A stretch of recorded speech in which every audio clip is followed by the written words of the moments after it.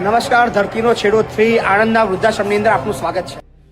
ઘણા લોકો વૃદ્ધાશ્રમ બાબતે અલગ અલગ વાતો કરતા હોય છે કે વૃદ્ધાશ્રમ ના હોવા જોઈએ, વૃદ્ધાશ્રમ ખરાબ છે, વૃદ્ધાશ્રમ ના હોય, વૃદ્ધાશ્રમમાં કોઈ જવું ના જોઈએ, વૃદ્ધાશ્રમ ફાલતુ વસ્તુ છે, આ છે તે છે. પણ મને જ્યાં સુધી ખબર છે આ બધા જ વડીલોની જિંદગી ખૂબ ભયંકર હતી.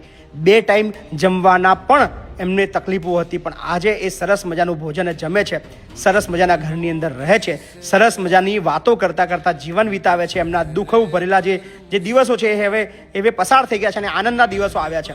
સો આ બધા લોકોના જીવનની અંદર જે ઉત્સાહ, જે ઉમંગ છે એ વૃદ્ધાશ્રમ છે.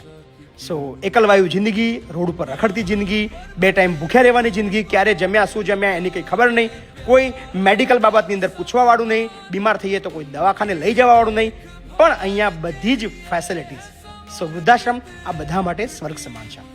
કોણ શું કે છે એમાં મને નથી ફરક પડતો. મને ફરક એટલો પડે છે કે આ લોકોના જીવનની અંદર એક નવી ઉર્જા મળી છે, એક નવો ઉત્સાહ મળ્યો છે અને જિંદગી જીવવા માટેની એક ઉમ્મીદ મળી છે.